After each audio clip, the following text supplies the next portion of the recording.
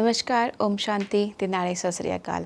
ਅੱਜ ਫਿਰ ਤੁਹਾਡੇ ਇਸ कार्यक्रम 'ਚ ਮੈਂ ਪਧਾਰੀ ਹਾਂ ਤੇ ਨਾਲੇ ਲੈ ਕੇ ਆਏ ਹਾਂ ਸਾਡੇ ਨਿਰਵੈਰ ਭਾਈ ਸਾਹਿਬ ਨੂੰ। ਆਈਏ ਸਵਾਗਤ ਕਰਦੇ ਹਾਂ ਤੇ ਨਾਲੇ ਉਹਨਾਂ 'ਤੇ ਕੁਛ ਹੋਰ ਗੱਲਬਾਤ ਦੀ ਚਰਚਾ ਕਰਦੇ ਹਾਂ।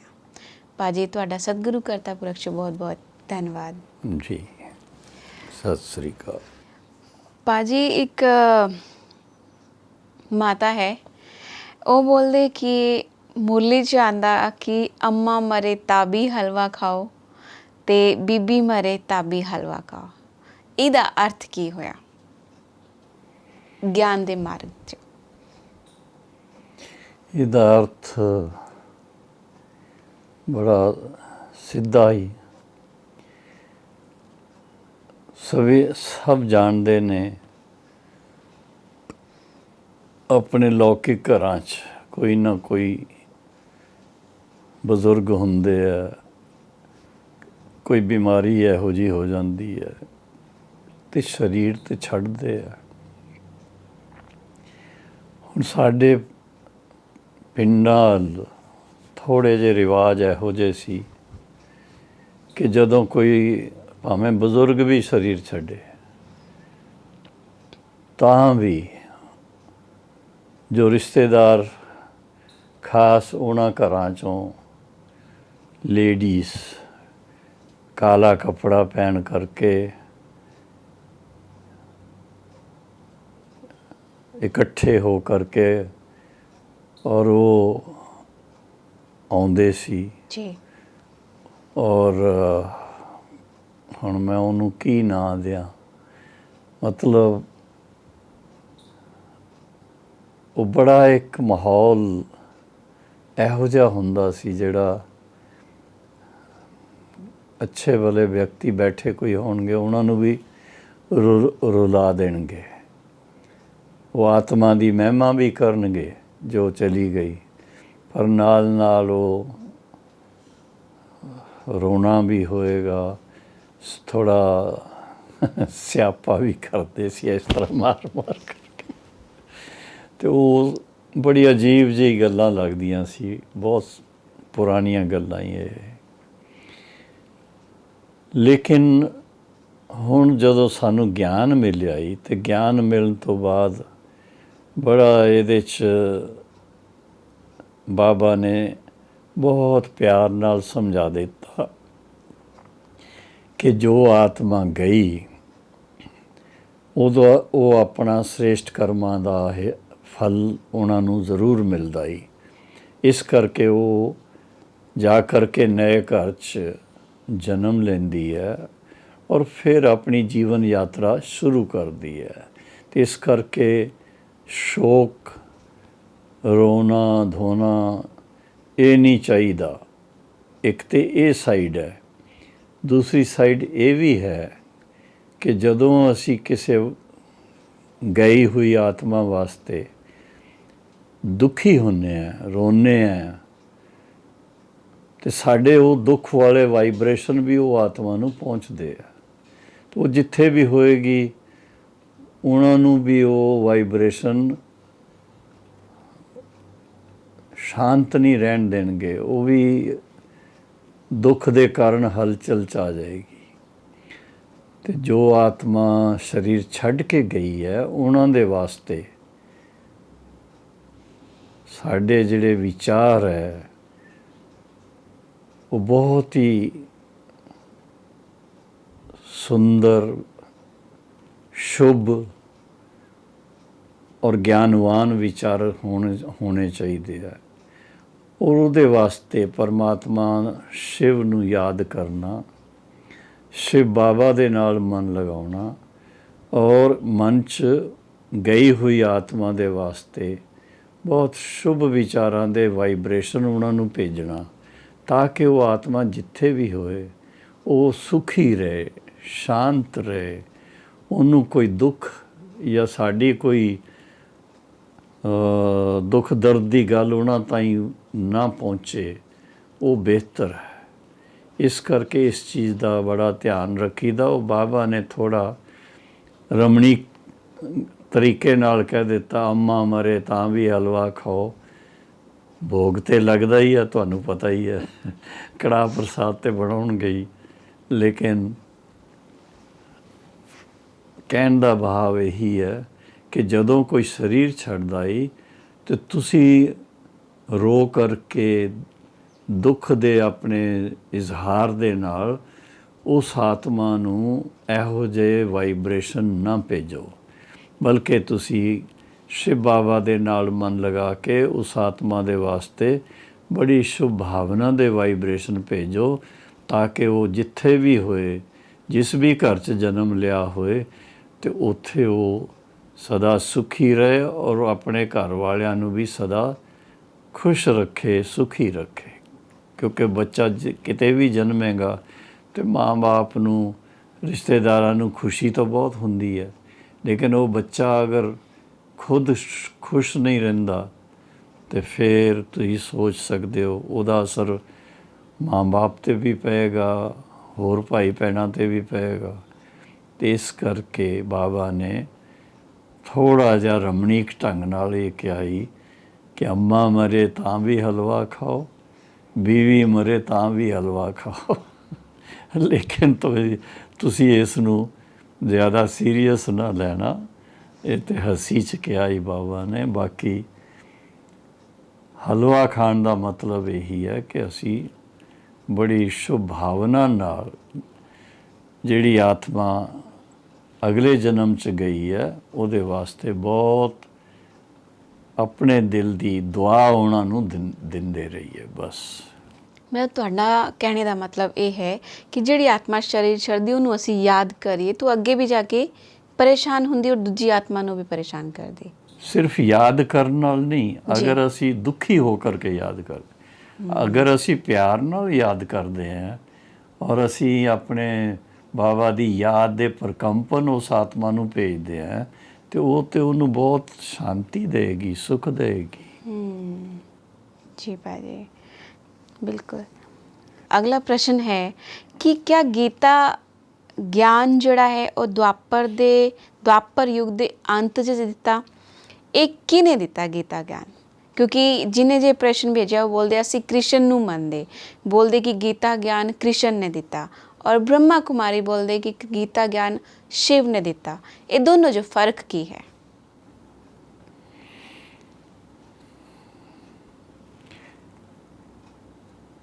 ਭਗਤੀ ਮਾਰਗ 'ਚ ਜੋ ਗੀਤਾ ਲਿਖੀ ਗਈ ਹੈ ਜੀ, ਉਹ ਮਹਾਭਾਰਤ ਗ੍ਰੰਥ ਜਿਹੜਾ ਹੀ ਜੀ, ਉਹਦਾ ਹਿੱਸਾ ਹੀ। ਅੱਛਾ। ਔਰ ਉਸ ਸ਼੍ਰੀਮਦ ਭਗਵਤ ਗੀਤਾ 'ਚ ਸਾਰੇ ਜਿਤਨੇ ਵੀ ਸ਼ਲੋਕ ਹੈਗੇ ਆ ਉਹ ਸ੍ਰੀ ਭਗਵਾਨੋਂ ਵਾਚ ਹੈਗੇ ਜੀ। ਹੁਣ ਇਹ ਤੁਸੀਂ ਸੋਚੋ, ਭਗਵਾਨ ਕਿਹਨੂੰ ਕਹੀਏ? ਭਗਵਾਨ ਨਿਰਾਕਾਰ ਨੂੰ ਕਹੀਏ ਜਾਂ ਦੇਹਧਾਰੀ ਸ੍ਰੀ ਕ੍ਰਿਸ਼ਨ ਨੂੰ ਕਹੀਏ?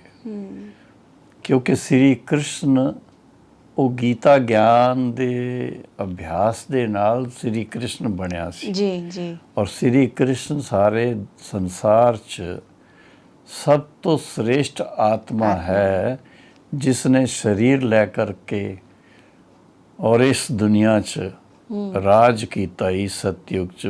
ਜੀ। ਜਦੋਂ ਉਹ ਸ੍ਰੀ ਕ੍ਰਿਸ਼ਨ ਹੈ ਤੇ ਪ੍ਰਿੰਸ ਦੇ ਰੂਪ 'ਚ ਹੈ, ਫਿਰ ਉਹਨਾਂ ਦਾ ਸਵੰਵਰ ਹੁੰਦਾ ਹੀ ਸ੍ਰੀ ਰਾਧੇ ਦੇ ਨਾਲ, ਤੇ ਫਿਰ ਉਹ ਸ੍ਰੀ ਨਾਰਾਇਣ ਰੂਪ 'ਚ ਰਾਜ ਕਰਦੇ ਨੇ। ਔਰ ਸ੍ਰੀ ਰਾਧੇ ਜਿਹੜੀ ਆ ਉਹ ਸ੍ਰੀ ਲਕਸ਼ਮੀ ਦਾ ਰੂਪ ਲੈਂਦੀ ਹੈ। ਅੱਛਾ। ਤੇ ਇਹ ਚੀਜ਼ ਥੋੜ੍ਹੀ ਜਿਹੀ ਤੁਹਾਨੂੰ ਪਤਾ ਲੱਗੇਗਾ ਕਿ 3 ਬਾਇਓਗ੍ਰਾਫੀਜ਼ ਮਿਕਸ ਹੋ ਗਈਆਂ। ਇਹ ਕੌਣ ਕੌਣ? ਨਿਰਾਕਾਰ ਸ਼ਿਵ ਪਰਮਾਤਮਾ ਦੀ, ਔਰ ਫਿਰ ਜਿਸ ਦੇ ਜ਼ਰੀਏ ਗਿਆਨ ਦਿੱਤਾ ਬ੍ਰਹਮਾ ਬਾਬਾ ਦੀ, ਜੀ। ਔਰ ਫਿਰ ਬ੍ਰਹਮਾ ਬਾਬਾ ਜੋ ਫਿਰ ਆਪਣਾ ਭਵਿਸ਼ 'ਚ ਸ੍ਰੀ ਕ੍ਰਿਸ਼ਨ ਬਣ ਕਰਕੇ ਇਸ ਦੁਨੀਆ 'ਚ ਆ ਕੇ ਰਾਜ ਭਾਗ ਕਰਦੇ ਨੇ। ਤੇ ਇਹ 3 ਬਾਇਓਗ੍ਰਾਫੀਜ਼ ਮਿਕਸਡ ਹੈਗੀਆਂ ਤੇ ਇਹਦਾ ਬੜੀ ਕਲੈਰਿਟੀ ਬਾਬਾ ਨੇ, ਸ਼ਿਵ ਬਾਬਾ ਨੇ ਕੀਤੀ ਹੈ ਕਿ ਤੁਸੀਂ ਸ਼ਿਵ ਬਾਬਾ ਦੇ ਨਾਲ ਮਨ ਲਗਾਓ ਤੇ ਤੁਸੀਂ ਇਤਨੇ ਸ੍ਰੇਸ਼ਟ ਬਣ ਜਾਣਗੇ ਹਾਂ ਉਹਦੇ ਵਾਸਤੇ ਜਿਹੜੀ ਸਾਨੂੰ ਸ਼੍ਰੀਮਤ ਦਿੱਤੀ ਉਹ ਦਿੱਤੀ ਹੈ ਬ੍ਰਹਮਾ ਬਾਬਾ ਦੇ ਮੁਖ ਦੁਆਰਾ।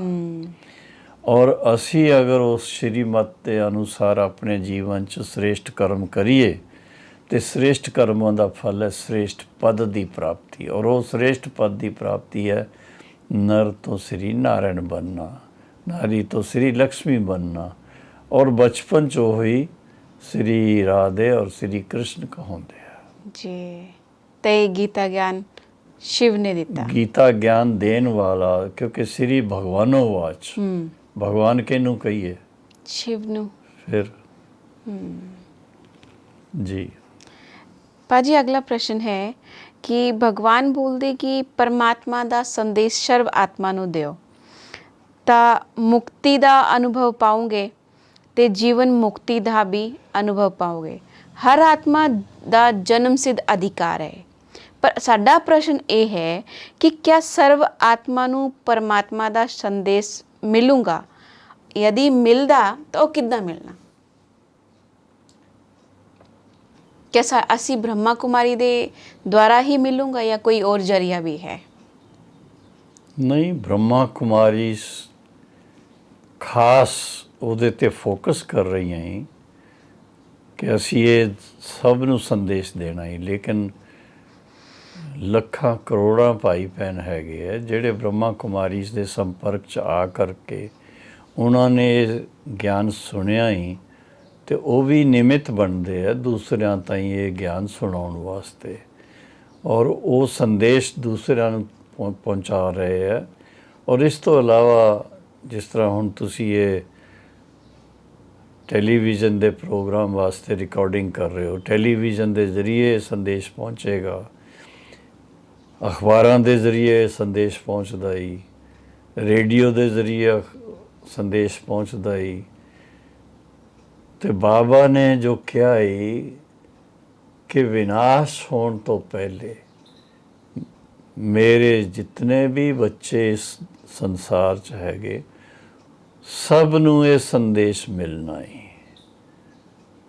ਭਾਵੇਂ ਉਹ ਕੋਈ ਡਾਇਰੈਕਟ ਸੁਣਾਏ, ਭਾਵੇਂ ਕੋਈ ਰੇਡੀਓ ਤੋਂ ਸੁਣੇ, ਭਾਵੇਂ ਕੋਈ ਟੈਲੀਵਿਜ਼ਨ ਤੋਂ ਸੁਣੇ, ਭਾਵੇਂ ਅੱਜ ਕੱਲ੍ਹ ਦੇ ਜਿਹੜੇ ਨਏ ਤਰੀਕੇ ਨਿਕਲੇ ਆ ਇੰਟਰਨੈਟ ਦੇ ਜ਼ਰੀਏ ਜਾਂ ਹੋਰ ਕੁਛ, ਤਾਂ ਉਹਦੇ ਜ਼ਰੀਏ ਮਿਲੇ ਸੰਦੇਸ਼। ਲੇਕਿਨ ਸੰਦੇਸ਼ ਜਿਹੜਾ ਹੀ ਉਹ ਹਰ ਆਤਮਾ ਤਾਈਂ ਪਹੁੰਚੇਗਾ ਤਾਂ ਕਿ ਕੱਲ੍ਹ ਜਦੋਂ ਇਹ ਸਾਰਾ ਪਰਿਵਰਤਨ ਹੋਣ ਦਾ ਟਾਈਮ ਆ ਜਾਏ, ਕਲਯੁਗ ਤੋਂ ਫਿਰ ਸਤਯੁਗ ਬਦਲੀ ਹੋ ਜਾਏ, ਤਾਂ ਉਸ ਵੇਲੇ ਕੋਈ ਬਾਬਾ ਨੂੰ ਉਲਹਿਣਾ ਨਾ ਦੇ ਸਕੇ कि भगवान आप इस सृष्टि पर आए पर मुझे पता नहीं चला। ਇਹੋ ਜਿਹਾ ਕੋਈ ਉਲਹਿਣਾ ਨਾ ਦੇ ਸਕੇ।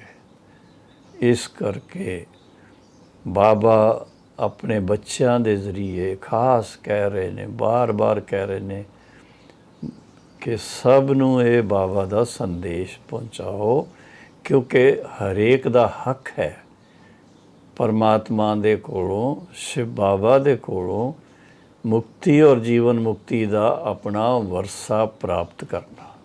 ਜੀ ਭਾਜੀ, ਇਹ ਤਾਂ ਹੋਈ ਸੰਦੇਸ਼ ਦੀ ਗੱਲ, ਪਰ ਇਹ ਮੁਕਤੀ ਤੇ ਨਾਲੇ ਜੀਵਨ ਮੁਕਤੀ ਦਾ ਜਨਮ ਸਿੱਧ ਅਧਿਕਾਰ ਹੈ, ਤਾਂ ਮੁਕਤੀ ਔਰ ਜੀਵਨ ਮੁਕਤੀ ਦਾ ਕੀ ਅਰਥ ਹੈ? ਮੁਕਤੀ ਤੇ ਇਹ ਹੈ ਕਿ ਜਦੋਂ ਸਭ ਆਤਮਾ ਇਸ ਸ੍ਰਿਸ਼ਟੀ ਰੰਗਮੰਚ ਤੋਂ ਆਪਣਾ ਪਾਰਟ ਪੂਰਾ ਕਰਕੇ ਵਾਪਸ ਜਾਂਦੀਆਂ ਹੀ ਜੀ, ਤੇ ਸ਼ਾਂਤੀ ਧਾਮ 'ਚ ਜਾਂਦੀਆਂ ਹੀ, ਮੁਕਤੀ ਧਾਮ 'ਚ ਜਾਂਦੀਆਂ ਹੀ, ਪਰਮ ਧਾਮ 'ਚ ਜਾਂਦੀਆਂ ਹੀ, ਤੇ ਉਹ ਹੈ ਮੁਕਤੀ ਜੀ। ਔਰ ਫਿਰ ਉਸ ਤੋਂ ਬਾਅਦ ਜਿਸ ਤਰ੍ਹਾਂ ਉਹਨਾਂ ਨੇ ਆਪਣੀ ਸਥਿਤੀ ਬਣਾਈ ਹੈ ਗਿਆਨ ਦੇ ਯੋਗ ਦੇ ਜ਼ਰੀਏ, ਉਹਦੇ ਅਨੁਸਾਰ ਫਿਰ ਸਤਯੁਗ ਤੋਂ ਲੈ ਕਰਕੇ ਇਸ ਸ੍ਰਿਸ਼ਟੀ 'ਤੇ ਆਉਂਦੇ ਨੇ, ਆਉਣਾ ਸ਼ੁਰੂ ਹੋ ਜਾਂਦੇ ਆ। ਇਕੱਠੇ ਨਹੀਂ ਸਭ ਆਉਂਦੇ, ਥੋੜ੍ਹੇ ਥੋੜ੍ਹੇ ਕਰਕੇ ਆਉਂਦੇ ਆ। ਅਤੇ ਜਦੋਂ ਵੀ ਕੋਈ ਆਤਮਾ ਇਸ ਸ੍ਰਿਸ਼ਟੀ 'ਤੇ ਆਏਗੀ ਅਤੇ ਪਹਿਲੇ ਉਹਨਾਂ ਦੀ ਜਿਹੜੀ ਜੀਵਨ ਹੈ ਉਹ ਬਹੁਤ ਪਵਿੱਤਰ और सदा धन धान्य संपन्न सुखी और healthy, ever wealthy, ever happy, ਇਹੋ ਜਿਹੀ ਜੀਵਨ ਹੋਏਗੀ। ਉੱਥੇ ਕੋਈ ਦੁੱਖ ਦਾ ਨਾਂ ਨਹੀਂ, ਅਸ਼ਾਂਤੀ ਦਾ ਨਾਂ ਨਹੀਂ, ਕੋਈ ਲੜਾਈ ਝਗੜਾ ਨਹੀਂ, ਕੁਛ ਨਹੀਂ। ਤੇ ਇਸ ਕਰਕੇ ਉਹਨੂੰ ਕਿਹਾ ਜਾਂਦਾ ਹੀ ਜੀਵਨ ਮੁਕਤੀ। ਜੀਵਨ ਮੁਕਤੀ। ਤੇ ਉਹ ਕਿਤਨੇ ਜਨਮ ਲੈਂਦੇ ਆ ਜੀਵਨ ਮੁਕਤੀ ਦੇ? ਜ਼ਿਆਦਾ ਤੋਂ ਜ਼ਿਆਦਾ ਜੀਵਨ ਮੁਕਤੀ ਦੇ 21 ਜਨਮ ਹੈਗੇ ਆ। ਔਰ ਫਿਰ ਉਸ ਤੋਂ ਬਾਅਦ ਦੁਆਪਰ ਯੁੱਗ, ਕਲਯੁੱਗ ਇਹ ਆ ਜਾਂਦਾ ਹੀ। ਜੀ ਜੀ। ਲੇਕਿਨ ਕਿਹਾ ਜਾਂਦਾ ਹੀ ਵੀ ਅਗਰ ਤੁਸੀਂ ਅੱਛੀ ਤਰ੍ਹਾਂ ਕੋਈ ਅੱਛਾ ਕੰਮ ਕਰੋ, ਸ੍ਰੇਸ਼ਟ ਕੰਮ ਕਰੋ, ਤੇ ਉਹਦਾ ਫਲ ਤੁਹਾਨੂੰ ਅਗਲੇ ਜਨਮ 'ਚ ਇੱਕ ਜਨਮ ਵਾਸਤੇ ਮਿਲਦਾ ਹੀ।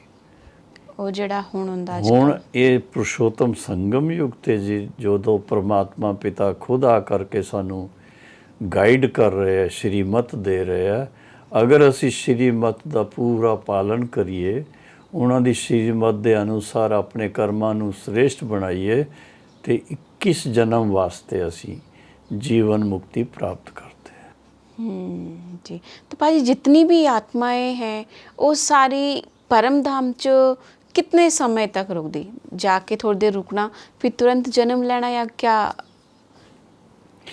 ਇਹ ਹੁਣ ਤੁਸੀਂ ਇਸ ਨੂੰ ਡਰਾਮਾ ਦੇ ਰੂਪ 'ਚ ਦੇਖਣਗੇ ਹੋ ਨਾ, जी ਤੇ ਜੋ ਹੀਰੋ ਹੀਰੋਇਨ ਹੁੰਦੇ ਆ जी। ਤੇ ਉਹ ਇੱਕਦਮ ਜਲਦੀ ਤੋਂ ਜਲਦੀ ਫਿਰ ਵਾਪਸ ਸਟੇਜ ਤੇ ਆ ਜਾਂਦੇ ਆ, ਔਰ ਬਾਕੀ ਧੀਰੇ ਧੀਰੇ ਆਉਂਦੇ ਆ। ਤੇ ਹਰੇਕ ਆਪਣੇ ਪੁਰਸ਼ਾਰਥ ਦੇ ਅਨੁਸਾਰ ਸਮਝ ਸਕਦਾ ਹੀ ਕਿ ਅਸੀਂ ਸ਼ੁਰੂ 'ਚ ਆਵਾਂਗੇ ਜਾਂ ਥੋੜ੍ਹਾ ਠਹਿਰ ਕੇ ਆਵਾਂਗੇ। जी। ਕਿਉਂਕਿ ਆਤਮਾ ਦੀ ਆਪਣੀ ਜਿਹੜੀ ਕੁਆਲਿਟੀ ਕਿਆ ਕਹੀਏ, ਸਥਿਤੀ ਕਿਆ ਬਣਦੀ ਹੈ, ਉਸ ਸਥਿਤੀ ਦੇ ਅਨੁਸਾਰ ਹੀ ਭਵਿਸ਼ ਨਿਸ਼ਚਿਤ ਹੁੰਦਾ ਹੈ। जी भाजी। तो ਜਿਹੜਾ ਇਸ ਟਾਈਮ ਜਿਹੜੇ ਬੋਲਦੇ ਕਿ ਐਡਵਾਂਸ ਪਾਰਟੀ, तो ਜਿਨ੍ਹਾਂ ਨੇ ਇਸ ਯੱਗ ਤੇ ਪਹਿਲੇ ਸ਼ਰੀਰ ਛੱਡਤਾ, क्या वो एडवांस पार्टी ਚ ਆ ਗਏ ਹੋਣੇ? ਆਏ ਹੈ ਨਾ, अच्छा। ਐਡਵਾਂਸ ਪਾਰਟੀ 'ਚ ਆ ਕੇ ਆਪਣਾ ਪਾਰਟ ਬਜਾ ਰਹੇ ਆ। ਮਤਲਬ ਉਹਨਾਂ ਸਭ ਨੇ ਆਪਣਾ ਆਪਣਾ ਦੂਜਾ ਜਨਮ ਲੈ ਲਿਆ ਹੋਣਾ। ਹਾਂ, ਲੇਕਿਨ ਉਹ ਵਿਸ਼ਵ ਪਰਿਵਰਤਨ 'ਚ ਸਹਿਯੋਗੀ ਹੈਗੇ ਆ। अच्छा जी। ਹਾਂਜੀ जी भाजी, अगला प्रश्न है भगवानुवाच, निश्चय बुद्धि विजयंती प्रीत बुद्धि विजयंती। ਤਾਂ ਇਹ ਈਸ਼ਵਰੀय ਮਹਾਵਾਕਿਆ ਦਾ क्या अर्थ ਰਿਹਾ कि जीव घात या आत्मघात करने वाले ਨੂੰ क्या ज्ञानी ਕਿਹਾ ਜਾਂਦਾ? ਨਹੀਂ, ਬਿਲਕੁਲ ਨਹੀਂ। बिल्कुल नहीं। ਜੋ ਜੀਵ ਘਾਤ ਕਰਦਾ ਹੀ, जी। ਆਤਮਘਾਤ ਤੇ ਹੁੰਦਾ ਨਹੀਂ ਹੈ। ਜੋ ਮਤਲਬ ਸੁਈਸਾਈਡ ਕਰਦੇ ਆ, ਜਿਸ ਨੂੰ ਕਹਿੰਦੇ ਆ ਆਤਮਘਾਤ, ਆਤਮਘਾਤ ਨਹੀਂ ਹੈ, ਉਹ ਜੀਵ ਘਾਤ ਹੈ। ਤੇ ਉਹ ਇਤਨੀ ਅਮੁੱਲ ਜੀਵਨ ਪਰਮਾਤਮਾ ਨੇ ਦਿੱਤੀ ਹੈ, ਇਸ ਸ੍ਰਿਸ਼ਟੀ ਤੇ ਆ ਕੇ ਅਸੀਂ ਕੁਛ ਅੱਛਾ ਕਰਮ ਕਰੀਏ, ਆਪਣਾ ਅੱਛਾ ਪਾਰਟ ਬਜਾਈਏ। ਤੇ ਅਗਰ ਅਸੀਂ ਉਹ ਥੋੜ੍ਹਾ ਅਗਿਆਨਤਾਵਸ਼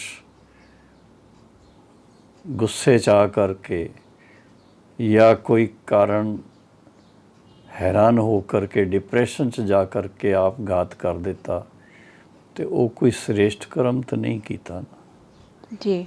ਤੇ ਇਸ ਕਰਕੇ ਅਗਲੇ ਜਨਮ 'ਚ ਵੀ ਫਿਰ ਉਹੀ ਸੰਸਕਾਰ ਲੈ ਜਾਂਦੇ ਆ, ਤੇ ਉਹ ਛੋਟੇਪਨ ਤੋਂ ਹੀ ਡਿਪਰੈਸ਼ਨ ਆਉਣੀ ਸ਼ੁਰੂ ਹੋ ਜਾਂਦੀ ਆ। तो इस जो बोले कि निश्चय बुद्धि विजयंती प्रीत बुद्धि विजयंती, ਗੱਲ ਇੱਕ ਹੀ ਹੈ ਨਾ, जी। ਨਿਸ਼ਚੈ ਬੁੱਧੀ ਵਿਜਯੰਤੇ, ਪ੍ਰੀਤ ਬੁੱਧੀ ਵਿਜਯੰਤੇ। ਉਹਦਾ ਮਤਲਬ ਇਹੀ ਹੈ ਕਿ ਨਿਸ਼ਚੇ ਜਿਹਨਾਂ ਨੂੰ ਇਹ ਹੋਏ ਕਿ ਅਸੀਂ ਪਰਮਾਤਮਾ ਦੇ ਬੱਚੇ ਹਾਂ, ਸ਼ਿਵ ਬਾਬਾ ਦੇ ਬੱਚੇ ਹਾਂ, ਔਰ ਉਹਨਾਂ ਦੀ ਸਾਨੂੰ ਸ਼੍ਰੀਮਤ ਮਿਲ ਰਹੀ ਹੈ, ਅਸੀਂ ਉਸ ਸ਼੍ਰੀਮਤ ਦਾ ਪਾਲਨ ਕਰੀਏ, ਉਹਦੇ 'ਤੇ ਚੱਲੀਏ, ਉਹਦੇ ਹਿਸਾਬ ਨਾਲ ਆਪਣੇ ਕਰਮਾਂ ਨੂੰ ਇਤਨਾ ਸ੍ਰੇਸ਼ਟ ਬਣਾਈਏ, ਤੇ ਫਿਰ ਵਿਜੇ ਹੀ ਵਿਜੇ ਹੈ। ਤਾਂ ਕਹਾਂਗੇ ਵਿਜੇ ਹੈ। ਔਰ ਅਗਰ ਨਹੀਂ ਉਹਦੇ ਹਿਸਾਬ ਨਾਲ ਅਸੀਂ ਕਰ ਸਕਦੇ ਤੇ ਫਿਰ ਉਹ ਚੀਜ਼ ਨਹੀਂ ਹੋਏਗੀ, ਫਿਰ ਵਿਜੇ ਨਹੀਂ ਹੋਏਗੀ। ਬਸ ਇਹਦਾ ਅਰਥ ਇਹੀ ਸਮਝੋ, ਮੈਂ ਨੈਗੇਟਿਵ ਨਹੀਂ ਬੋਲਾਂਗਾ। ਜੀ ਬਿਲਕੁਲ। ਪਰ ਜੀ ਅਗਲਾ ਪ੍ਰਸ਼ਨ ਹੈ ਕਿ ਜਿਹੜਾ ਸੋ ਇੱਛਾ ਤੇ ਆਪਣੇ ਦੇਹ ਦਾ ਤਿਆਗ ਕਰਦਾ ਤੇ ਨਾਲੇ ਜਿਹੜਾ ਆਤਮਘਾਤ ਹੈ ਉਸ 'ਚ ਅੰਤਰ ਕੀ ਹੋਇਆ? ਕਿ ਅਸੀਂ ਆਪਣੀ ਸੋ ਇੱਛਾ ਤੇ ਆਪਣਾ ਦੇਹ ਤਿਆਗ ਕਰ ਸਕਦੇ? ਅਗਰ ਬਹੁਤ ਸਮੇਂ ਦਾ ਅਭਿਆਸ ਹੈ ਅਸ਼ਰੀਰੀਪਨ ਦਾ, अपने आत्म स्वरूप स्थित हो करके परमात्मा पिता दे नाल मन लगा करके आत्मा अपना पुराना हिसाब किताब सब भस्म कर देंदी है और एकदम उज्जवल पावन बन जाती है। कोई हिसाब किताब पुरानी दुनिया च नहीं रहिंदा और नई दुनिया वास्ते जो संस्कार चाहिए है वो आत्मा ने धारण किए ने। तो इहो जी आत्मा जिहड़ी है वो सो इच्छा नाल, अपनी इच्छा नाल योग युक्त अवस्था च बैठे बैठे शरीर छड्डणगे और सूक्ष्म वतन च चले जाणगे। ਇਹੋ ਜਿਹੇ ਟਾਈਮ 'ਤੇ ਬਾਬਾ ਕਹਿੰਦਾ ਜੀ, ਜਦੋਂ ਐਸੇ ਕੋਈ ਯੋਗੀ, ਚਾਹੇ ਉਹ ਰਾਜ ਯੋਗੀ ਹੋਣ, ਚਾਹੇ ਕੋਈ ਦੂਸਰੇ ਹਠ ਯੋਗੀ ਵੀ ਹੋਣ, ਕੋਈ ਵੀ ਸਰੀਰ ਇਸ ਤਰ੍ਹਾਂ ਇਸ ਅਵਸਥਾ 'ਚ ਛੱਡੇਗਾ, ਉਹਦੇ ਵਾਈਬ੍ਰੇਸ਼ਨ ਜਿਹੜੇ ਆ ਉਹ ਚਾਰੋਂ ਤਰਫ बड़ा शांति का वातावरण क्रिएट करते हैं और महसूस होंदा ही दूसरिਆਂ ਨੂੰ। ਤੇ ਇਸ ਕਰਕੇ ਕਿਹਾ ਜਾਂਦਾ ਹੀ ਅੰਤ ਮਤੇ ਸੋਗਤੇ, ਅੰਤ ਸਮੇਂ ਮਨ 'ਚ ਜੋ ਚੱਲ ਰਿਹਾ ਹੈ ਉਹਦੇ ਹਿਸਾਬ ਨਾਲ ਗਤੀ ਹੁੰਦੀ ਹੈ। ਤੇ ਅਗਰ ਅਭਿਆਸ ਕਰਦੇ ਕਰਦੇ एक ਇਹੋ ਜਿਹੀ स्थिति आ जाती है अपने स्वाभाविक आत्मिक स्वरूप स्थित हो करके और शिव बाबा दे नाल मन की तार जुटी हुई है, तो कित्थे जाणगे हो? फिर शरीर छड्डणगे हो तो शिव बाबा दे कोल परम धाम च चले जाणगे हो। और नहीं तो फिर तुसी जाणदे हो फिर नया जन्म लेना पएगा। और क्या, हुण इस कलयुग च फिर जन्म लै करके सुख नहीं मिलेगा, फिर दुख मिलता ही, वो तो बच जाएंगे। और आत्मघात? आत्मघात तो महापाप किया जाता ही ना। आत्मघाती महापापी। तो फिर ये तो तुसी हुण इहदे ते अपना विचार करो, इहो जिहा काम ही क्यों करना? महापाप बिल्कुल नहीं। कितना भी तकलीफ हो जाए कदी मन च ना आए। क्यों? एक थोड़ा जा सोचन की गल है। सब दिन होत ना एक समान। कदी बड़े अच्छे दिन होंदे है, कदी थोड़ा विघन भी आ जाते जीवन च, पर वो सदा नहीं रहिंदे है। वो निकल व्यक्ति उहदे चों निकल आउंदा ही। इस करके तंग हो करके अपना आप घात करना ये महापाप है। इस करके संकल्प च कदी नहीं लियाउणा कि असी इहो जिहा कुछ काम करिए। असी सुनते हैं कदी कदी कुछ इहो जिहियां गल्लां हुंदियां ते वो कोई अपना आप घात करते हैं, वो अच्छा नहीं करते। सो सॉरी, उन्होंने ये इस तो बचाना चाहिए। इस करके साइकैट्रिस्ट, साइकोलॉजिस्ट, साइकोथेरेपिस्ट वो कोशिश करते हैं कि आप घात करने तो मरीज बच जाना।